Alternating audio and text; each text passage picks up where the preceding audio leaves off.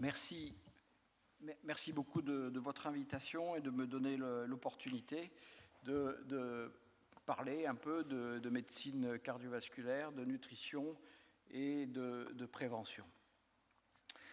Alors, comme vous le savez, les questions de santé et d'environnement, aujourd'hui, alors pourquoi il démarre tout seul ? Provoque, on va dire, des controverses. C'est devenu très difficile de parler de santé sans se disputer, que ce soit la vaccination, le cholestérol, ou d'autres questions, ou même la nutrition, ou la production des aliments censés être bons pour la santé. On se dispute, et c'est assez dommage parce que toutes ces questions sont fondamentales pour la santé publique, pour notre santé à nous au niveau individuel, et ça devrait être l'objet de discussions sereines et intelligentes. Alors il y a quelque chose qui ne va pas dans notre société, qui est il y a quelque chose qui empêche les discussions sereines. Alors quels sont ces facteurs visibles ou invisibles? Ce n'est pas l'objet aujourd'hui de la discussion. Mais on peut quand même se demander pourquoi on ne peut pas parler de la question vaccinale sans se disputer, sans se retrouver devant un tribunal. Pourquoi la question du cholestérol, qui est absolument fondamentale, fait l'objet comme ça de controverses interminables et quelquefois des réactions extrêmement violentes, tout à fait étonnantes. Pour nous scientifiques, c'est absolument invraisemblable d'être attaqué simplement parce qu'on dispute. Parce qu'on discute des questions de biologie, de physiologie, de pharmacologie. Hein, voilà. Les sciences, en général les sciences médicales, ne progressent que par des discussions. Ça ne peut pas se faire autrement. Il y a des vieilles théories et il y a des nouvelles théories. Pour passer de l'une à l'autre, on discute. On peut peut-être se disputer un peu, mais de là à se retrouver devant des tribunaux, des conseils de l'ordre, etc., ça c'est invraisemblable. Et c'est vraiment l'époque qui veut ça. Alors, je sais bien qu'il y a des conflits sociaux en ce moment, mais il y a dans cette époque une intolérance, une espèce de fanatisme, je dirais, qui est, pour un scientifique, absolument incompréhensible. C'est normal de discuter, et si, avec tout le respect que je dois à notre ministre de la Santé, si, lorsque quelqu'un pose la question, comme le professeur Joyeux, de la disponibilité d'un vaccin, on lui répond, le vaccin et la vaccination, ça ne se discute pas, je ne comprends pas. Personnellement, je ne comprends pas parce que je suis chercheur au CNRS, je suis chercheur statutaire, comme on dit, de la fonction publique, et je suis payé avec vos impôts pour discuter. Si je ne discute pas, si je dis amen à tout ce qui me passe devant les yeux, alors je ne sers à rien. Les progrès de la science, les progrès de la médecine sont basés sur la discussion, mais une discussion sereine. On est, en principe, on se fait confiance mutuellement entre scientifiques. A priori, on est tous de bonne foi. Et si on n'est pas d'accord, on va essayer de trouver des moyens de se retrouver d'accord. Ça n'a rien à voir avec la justice, le Conseil de l'ordre, qui n'a aucune légitimité pour discuter de science ou de théorie scientifique. Vous voyez ce que je veux dire? Bon. Mais c'est vrai aussi pour les questions agricoles, alimentaires, etc. Donc je vais essayer de discuter, mais rapidement, quelques aspects. Et puis surtout, ce que je voudrais, c'est que vous réfléchissiez, vous ne tombiez pas dans les travers de l'acceptation béate de ce qu'on vous raconte à la télévision ou dans les médias. Donc on doit maintenant, nous, citoyens, simplement retrouver notre autonomie et raisonner. Et pour raisonner, il faut s'instruire. Pour s'instruire, il faut lire. Alors ça peut être Internet, il faut faire attention. C'est beaucoup mieux, à mon avis, de passer par les livres. Alors par exemple, pour la question vaccinale, moi je vous suggère de lire celui-là. C'est bien écrit, c'est bien documenté, ça commence à être un peu ancien, mais là, vous trouvez des argumentaires extrêmement intéressants sur la vaccination. Ouais, vous connaissez le DDT, là, vu la moyenne d'âge de la pièce, hein, voilà. On utilisait ça pour tuer les insectes, et puis c'est interdit depuis les années 70 à peu près. Et c'est interdit pourquoi? Parce que c'est hyper toxique. Bon, alors ça a été utilisé pour toutes sortes de raisons. Enfin bref, c'était visée économique, mais aussi, moi j'habitais en Camargue à l'âge de 10-12 ans, je veux dire, les moustiques, c'était quand même très très pénible là-bas. Et quand il y avait les avions qui passaient sur la Camargue pour détruire les moustiques, on était bien content parce qu'on était tranquille au moins pour une semaine. Sauf que le DTT, alors là, on en avait...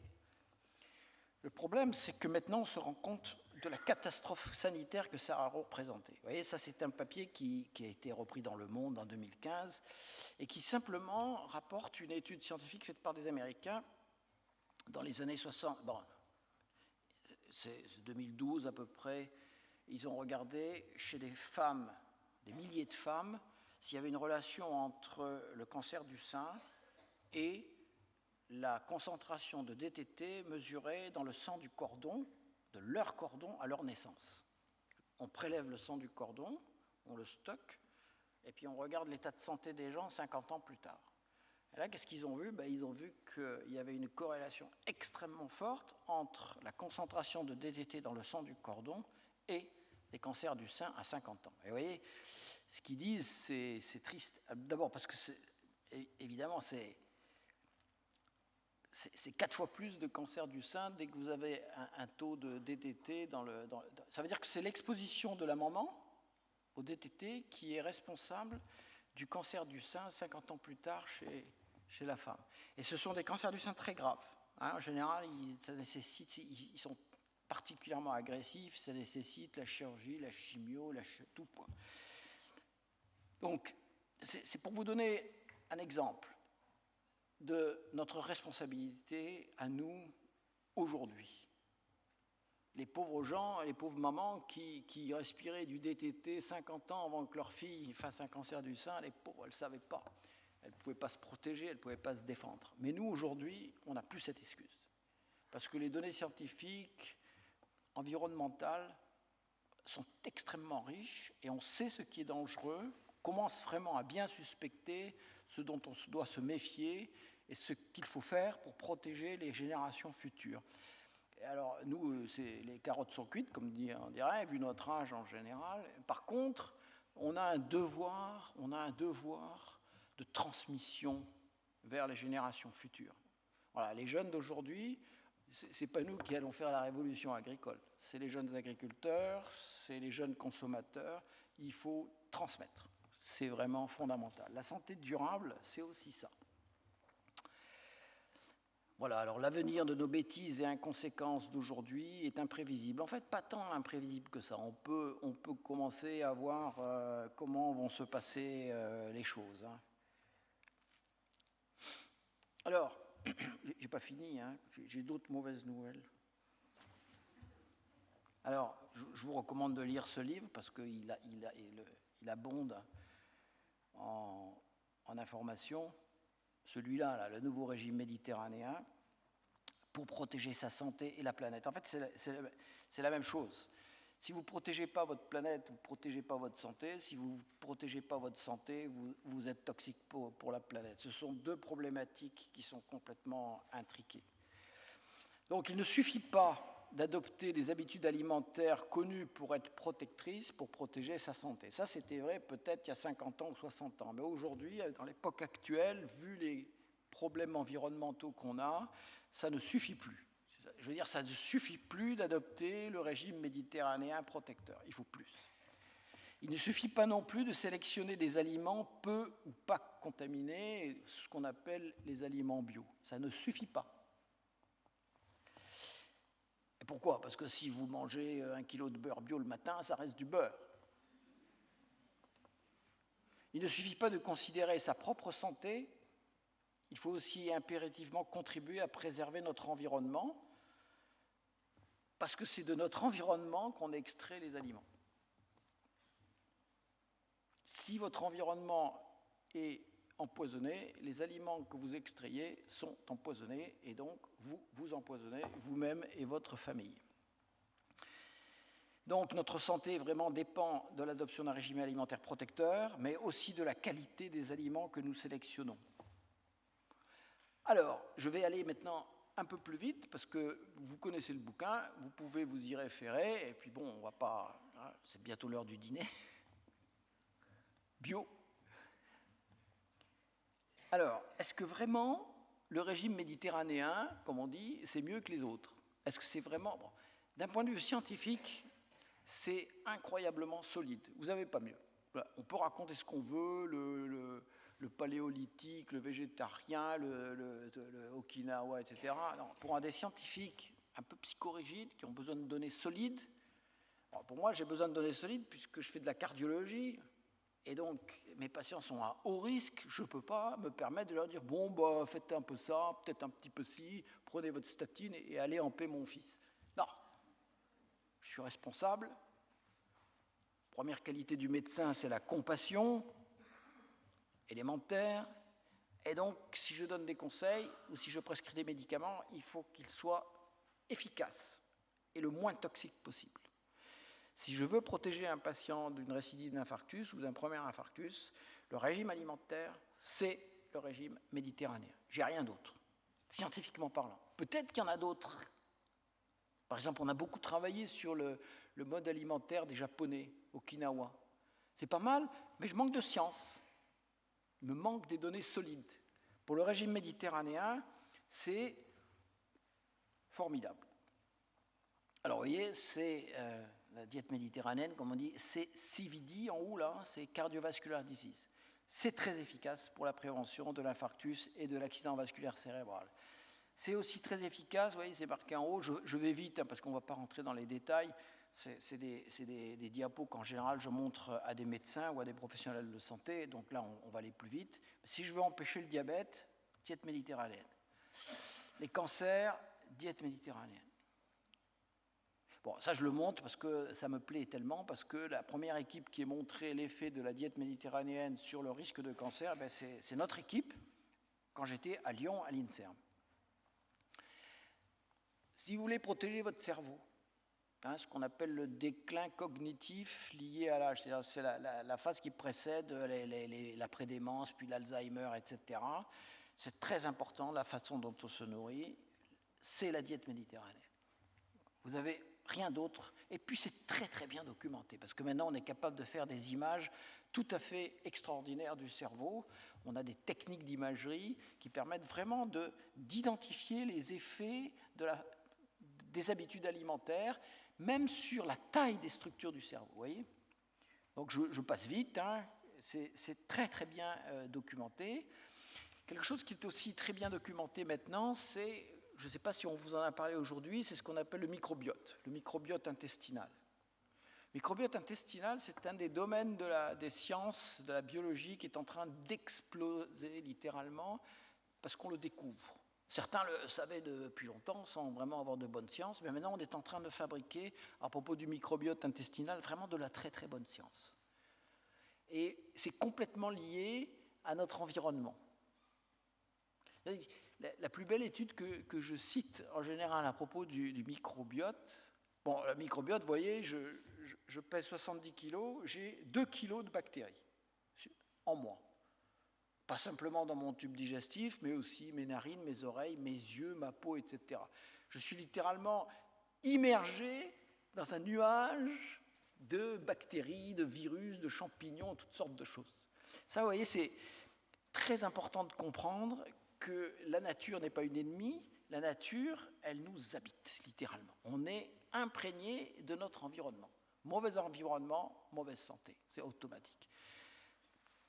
L'étude extraordinaire que j'aime bien citer, c'est quand vous avez deux familles, alors je ne sais plus si c'est en Autriche, deux familles avec un chien, chacun. Alors vous pourriez penser que les familles ont le même microbiote et que les chiens ont leur microbiote à eux. Moi, c'était ma réaction, je ne sais plus si c'est en Autriche ou... C'est un pays occidental avec des très bons scientifiques. Bon, ils habitent pas loin. Non, ils ont des modes de vie tout à fait différents. L'un est dans le village, l'autre, il est dans une ferme. Microbiote différent. Est-ce que les chiens ont le même microbiote? Non. Ce qui est extraordinaire, c'est que le chien de la ferme a le microbiote des fermiers et le chien urbain, il a le microbiote des gens urbanisés. C'est-à-dire même le chien, il adopte le microbiote de son environnement, alors que c'est un animal complètement différent de nous, en principe. Et ça, c'est extraordinaire parce qu'une des plaisanteries que les spécialistes de l'obésité se jettent tout le temps, ils disent souvent, dans les familles de gros, même le chien est gros. Réfléchissez à ça. Bon, en tout cas, si vous voulez un bon microbiote qui vous protège, et ça protège de plein de choses, parce que c'est 2 kilos de bactéries, et 2 kilos de bactéries, ça fait du boulot. Hein. Non seulement ça digère plein de choses que vous ne digérez pas, mais ça corrige, etc. Et puis surtout, c'est interpénétré avec le système immunitaire. Un bon microbiote, il lui faut un bon système immunitaire. Un bon système immunitaire, il faut un bon microbiote. Pour avoir un bon microbiote, il faut quoi? Il faut bien nourrir le microbiote. Donc vous voyez, la nutrition va conditionner mon microbiote va conditionner mon système immunitaire, et tout ça, ça va marcher ensemble. Alors bon, ça c'est le résumé de tous les bienfaits du régime méditerranéen sur des données scientifiques solides. Vous voyez qu'il y a de quoi faire. Mais alors maintenant, vous allez me dire, oh, mais c'est quoi exactement le régime méditerranéen? Ça, c'est une question formidable si vous aimez voyager. Ça, il faut absolument se balader en Méditerranée. Moi, dans ma jeunesse, j'avais un bateau, j'ai fait le tour, j'ai été voir un peu partout en bateau, en voilier, c'était formidable. Mais vous voyez bien que c'est d'une extraordinaire variété. Hein. Marseille, c'est pas Beyrouth. Alger, c'est pas Marseille. Enfin, par certains aspects, ça finit par se ressembler, mais c'est quand même pas les mêmes habitudes alimentaires. Hein. Et la Turquie, c'est pas l'Égypte. Vous voyez, l'Italie, c'est pas la Grèce. Pourtant, si on analyse scientifiquement les habitudes alimentaires des populations de la zone méditerranéenne, les habitudes alimentaires traditionnelles, parce que maintenant tout a changé. Hein, vous avez maintenant des énormes villes tout autour de la Méditerranée, et la zone méditerranéenne agricole, y compris la mer Méditerranée, ne peut plus nourrir ces populations. Ils sont obligés d'importer, et ça c'est très très important pour les populations méditerranéennes, elles ne peuvent plus se nourrir elles-mêmes, elles sont obligées d'importer, et malheureusement, ils n'importent pas des bons aliments. Je peux vous expliquer ça en un peu plus, mais regardons déjà ce que sont les habitudes alimentaires méditerranéennes traditionnelles. Ça, c'est absolument fondamental. C'est une mer, hein, donc il y a des produits de la mer. Et vous allez voir que ça, c'est devenu un problème énorme. Ça, c'est la table crétoise. Alors, en haut, à gauche, qu'est-ce que c'est ça? Quelqu'un le voit? C'est le haricot, hein, les gros haricots blancs de Crète, ça c'est très très bon. Ça, c'est ce qu'on appelle les légumes, les légumineuses. Bon, ça c'est fondamental. Les Méditerranéens sont des mangeurs de légumineuses. Bon, haricots, lentilles, pois chiches, fèves, etc. C'est un peu chaque pays. Ça c'est très important parce que c'est une source de protéines. Et les Méditerranéens, en conséquence, ils mangent peu de protéines animales. Très important. La protéine animale, ça coûte cher au porte-monnaie et ça coûte cher à la nature, à l'environnement. La rentabilité du kilo de viande est épouvantable. Et ça, dans nos sociétés, c'est inacceptable. Hein, des millions d'hectares de maïs pour nourrir des vaches, ça, Alors après, évidemment, ben voilà, hein, la sardine. Autrefois, la sardine, c'était le poisson du pauvre. Maintenant, c'est le poissonnier à Grenoble, même la sardine est chère. Hein, avec son citron. Hein. Le calamar, l'octopus, c'est l'animal préféré des Grecs. C'est bon ça, mais c'est bon, c'est bon. Et puis, vous savez, ces petits gâteaux là, ça c'est du fromage. Le Méditerranéen, il mange du fromage. Il mange des œufs, vous voyez. Ça c'est quoi? L'olivier, oui. Alors, vous voyez, olive, l'huile, bio. Et vous avez vu que ça, c'est une photo que j'ai prise moi-même en Crète. Vous voyez que sous les oliviers, il n'y a pas d'herbe. On se dit, oh là là, ils ont mis des herbicides. Ils ont mis du Roundup. Le Roundup du paysan bio, c'est elle. Ça, c'est très, très efficace. Et non seulement ça enlève les herbes, mais en plus, ça vous donne du fromage. Super. La feta. Alors, en plus de la chèvre, ce qui est typique de la zone méditerranéenne, c'est évidemment le raisin. Le raisin, on peut le consommer soit frais, soit sec, soit fermenté sous forme de vin. C'est un miracle de la nature. Et ça, c'est quoi? Le minestrone, et la socca. Ça, c'est une espèce de gâteau à partir de pois chiches, c'est très très bon. Bon, je passe vite. Voilà, la Méditerranée, c'est les fruits, c'est les légumes, c'est à tous les repas, c'est plein de couleurs, c'est plein de goûts, c'est plein d'arômes.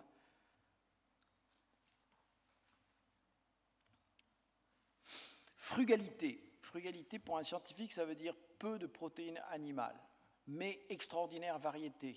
Les végétariens, les Méditerranéens ne sont pas végétariens. Ils mangent des œufs, ils mangent des produits laitiers, ils peuvent manger un peu de viande, mais c'est plutôt des viandes blanches. Ça peut être du canard, ça peut être du poulet. Prépondérance des produits végétaux, bien sûr. Alors, en général, c'est plutôt des céréales.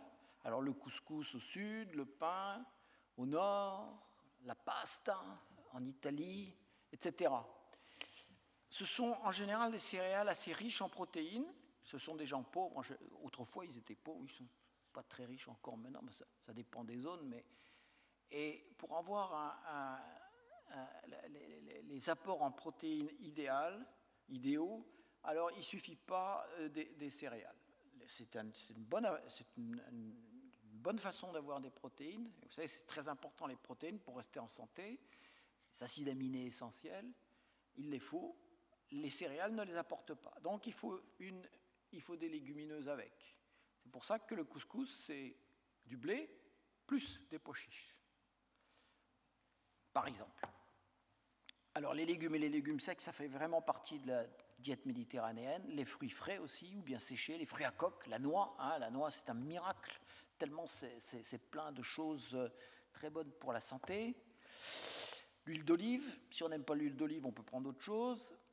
Pas n'importe quelle huile, attention. Fromage et laitage fermenté, ça c'est important. C'est pas le beurre, c'est pas le lait, c'est du fromage et le yaourt. Poissons et produits de la mer, quand il y en a encore, ça c'est vraiment un problème. Le vin, mais si vous êtes musulman et que vous ne voulez pas du vin, vous allez trouver vos polyphénols dans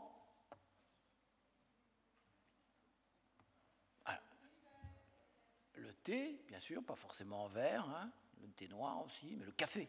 Le café, c'est la première source de polyphénol des Méditerranéens. L'ail, l'oignon, l'épice, les herbes aromatiques, voilà. Allez, je passe. Alors, notre livre, il dit qu'il faut un nouveau régime méditerranéen. Pourquoi? Alors, pourquoi il faut un nouveau modèle? Je vais aller vite. Prenons un exemple. Vous êtes végétarien. Est-ce que vous pouvez être à la fois méditerranéen et végétarien?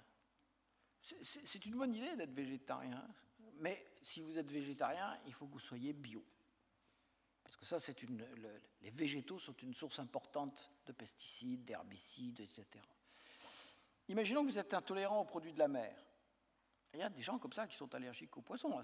L'allergie, ça peut être grave. Bien sûr, vous pouvez être méditerranéen sans avoir des produits de la mer. Les poissons, ils apportent des choses que l'on peut trouver dans d'autres aliments. Qu'est-ce que ça apporte, le poisson? Des protéines de très bonne qualité, des acides gras oméga 3 de très bonne qualité, indispensables pour les yeux, le cerveau, le cœur, de l'iode, du sélénium, indispensable à la thyroïde, de la vitamine D. Vous voyez, pas besoin de prendre des compléments de vitamine D si vous mangez du poisson régulièrement. Le problème, c'est qu'il faut du poisson. Je vais y arriver. Et je continue comme ça. Alors, vous pouvez être intolérant aux produits laitiers, vous pouvez être méditerranéen sans avoir des produits laitiers.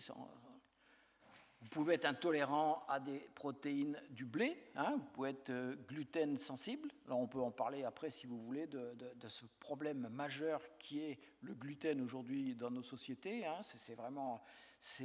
Ça a été négligé par les académies et les facultés de médecine pendant un certain nombre d'années, mais c'est vraiment un problème extraordinaire. Pour un chercheur en médecine, la question du gluten, c'est quelque chose d'absolument extraordinaire et passionnant à étudier. Est-ce qu'on peut avoir des habitudes alimentaires méditerranéennes avec un petit budget? Ben oui, bien sûr. Hein. Imaginez, hein, vous vous dites, bon, moi maintenant je mange bio. C'est le réflexe qu'il faut avoir. Hein. Ça ne veut pas dire que 100% des produits bio sont parfaits. Il y a toujours des bandits, des tricheurs, etc. Mais bon, hein, en général, les produits bio sont de bien meilleure qualité que les produits conventionnels. Ils peuvent être plus chers. Si vous décidez de manger de la viande rouge bio, alors là, vous allez payer très très cher. C'est une mauvaise idée, évidemment. Si vous avez les moyens, pourquoi pas? Mais par contre, si vos protéines, vous ne les trouvez pas dans la viande, mais dans les légumineuses et les céréales bio, alors à ce moment-là, hein, des lentilles, c'est super. Hein, des lentilles, des fèves, des pois chiches, vous avez vos protéines, et à petit prix, même bio. Vous voyez? Donc, avec de la réflexion, on peut faire du bio et du méditerranéen à petit budget. Bon, il faut penser un peu, il faut faire les conserves de tomates, il faut faire les confitures au moment où les produits sont accessibles pendant l'été, etc. Mais c'est vraiment tout à fait possible. Bien, je vais passer vite, parce que sinon je pourrais passer la soirée à décrire ce genre de choses, mais vous trouvez tout ça dans le bouquin, ou sur notre blog, ou sur le site de notre association, l'EMCIB. Voilà. Alors, bon, moi je suis d'origine bretonne, et tout ce qui vient de la mer et des océans, c'est un problème pour moi. Et là, je suis obligé d'admettre qu'on est face... Alors, souvent, on vous dit le climat, etc. Bon, c'est vrai, hein, le réchauffement climatique, ça a l'air d'être un gros problème, et puis avec des catastrophes environnementales, comme il y a en ce moment au centre de la France, avec les inondations, etc. Puis ça va se multiplier, hein, c'est inéluctable, ça c'est... Bon. Mais il y aura pire, probablement, que des inondations. Mais si on veut avoir une image de l'altération de notre milieu, de notre environnement, alors la mer et les océans, c'est catastrophique. Quand je dis catastrophique, je veux dire, est-ce que c'est encore récupérable? Alors comme vous savez, alors je vous donne un exemple, par exemple là avec les oméga 3, est-ce qu'il y a un rapport entre le changement climatique et les oméga 3 qu'on peut trouver dans notre alimentation? Oui. On n'est pas très doué pour fabriquer des oméga 3 pour aller alimenter notre cerveau. La femme jeune le fait assez bien, et heureusement, parce que c'est elle qui fabrique le cerveau du bébé. Donc heureusement qu'elle, elle le fait bien. Mais aux autres âges, on ne le fait pas très bien. Donc il faut absolument avoir des oméga 3 dans notre alimentation.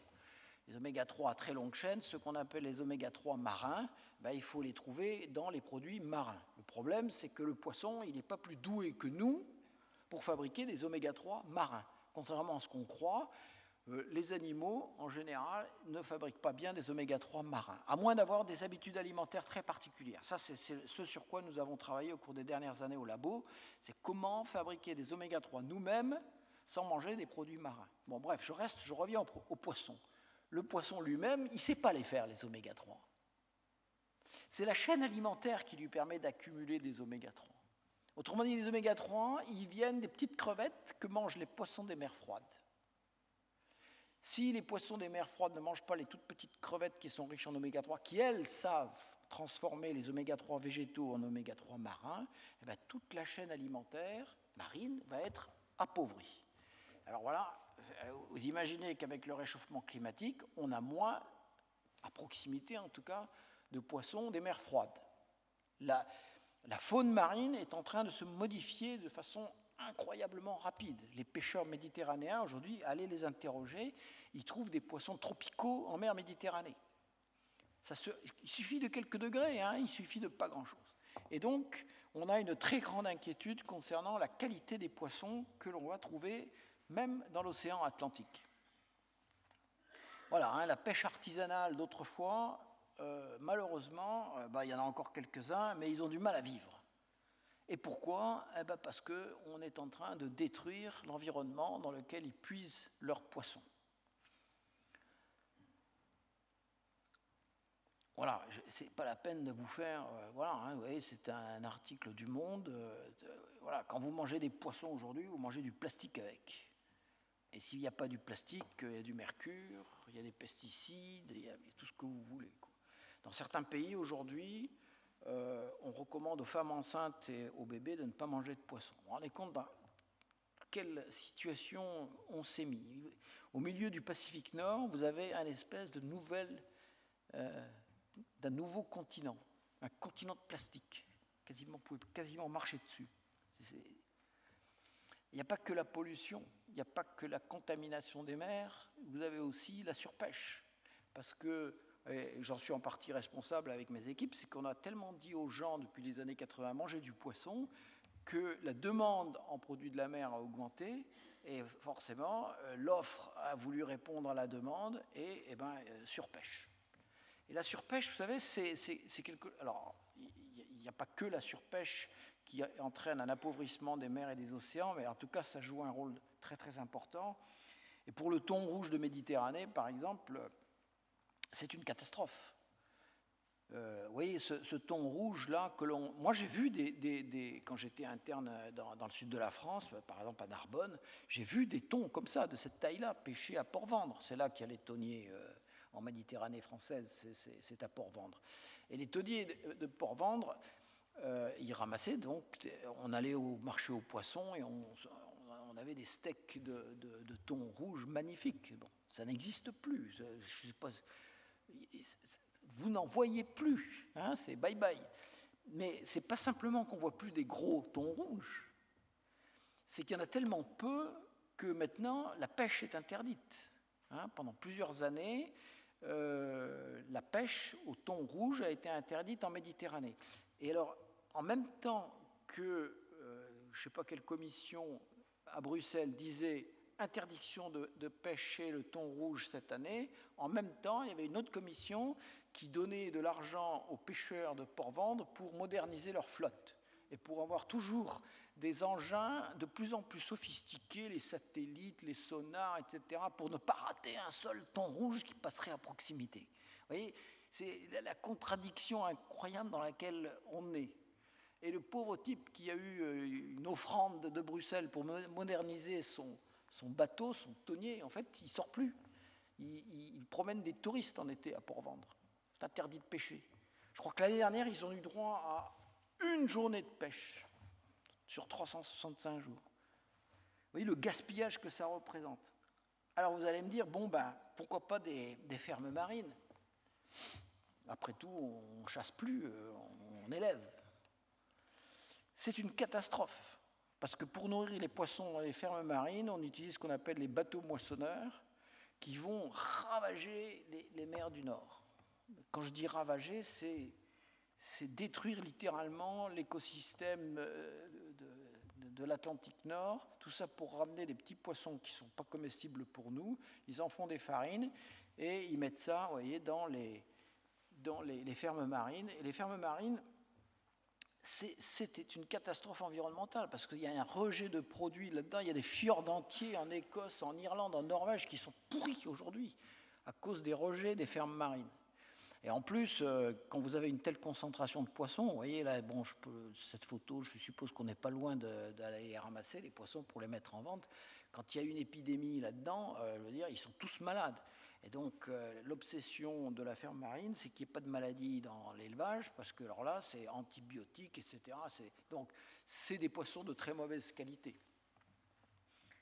Donc, ce n'est pas du tout une bonne solution. Quand une société comme la nôtre en arrive à un point de dégradation, comme on voit dans les océans, on sait aussi qu'il y a des nouvelles pousses qui apparaissent. On sait que il y a la santé durable, il y a d'autres choses, etc. On sent que le futur n'est pas aussi sombre parce que des nouvelles pousses arrivent et qu'il va falloir arroser, il va falloir les aider, ces nouvelles pousses. Et en agriculture, c'est la permaculture. Et la permaculture, c'est un truc absolument formidable. Moi, je vous recommande, si vous avez un potager ou si vous avez quoi que ce soit, Ça, c'est le secret de la suffisance alimentaire. Bon, vous voyez, la permaculture, c'est pas simplement... moi, j'habite dans un appartement dans un HLM à Grenoble, donc malheureusement, j'ai qu'un balcon. Mais il se trouve que je travaille avec des gens qui font de la permaculture, et là, je suis apte, y compris des scientifiques. Hein, vous avez là un mélange de savoir traditionnel et de recherche moderne. L'INRA a eu du mal, pendant longtemps, l'INRA, c'était productivité, rentabilité, etc. Et puis, voilà, il y a des chercheurs qui ont changé, qui ont tourné leur veste, si je puis dire, et qui maintenant font des choses vraiment très intéressantes. Et donc, on assiste à un mariage entre des connaissances traditionnelles et puis une science moderne qui analyse, qui fait des propositions, etc., et qui permet de développer une nouvelle agriculture. Et vraiment, ça, c'est comment dire, c'est fondamental. Fondamental que les cultures soient adaptées à des environnements locaux. Le local, ce n'est pas simplement la distribution locale, c'est-à-dire je suis dans le Vercors, j'habite à Grenoble, je me sers via des producteurs locaux. Ça, c'est vraiment fondamental. Et c'est possible aussi dans la région parisienne. Hein, partout, c'est possible. Avec le réchauffement climatique, bientôt au pôle Nord, on pourra faire de la permaculture. Hein. Mais ce qui est fondamental, c'est la biodiversité. C'est le respect de la biodiversité. Parce que, vous voyez, ça, c'est typique. C'est une photo que j'ai prise au Mexique. Si tout le monde a le maïs jaune du milieu Monsanto, s'il y a une maladie, tout le monde aura la famine. Tandis que si chaque village pratiquement a un maïs différent, alors il y a des villages qui auront des maïs résistants aux nouveaux prédateurs. Vous voyez, c'est ça la biodiversité, c'est être capable de s'adapter de village en village, de région en région, et de ne pas être soumis à le principe épouvantable de la monoculture. Et voilà, et j'ai fini. Et merci de votre attention.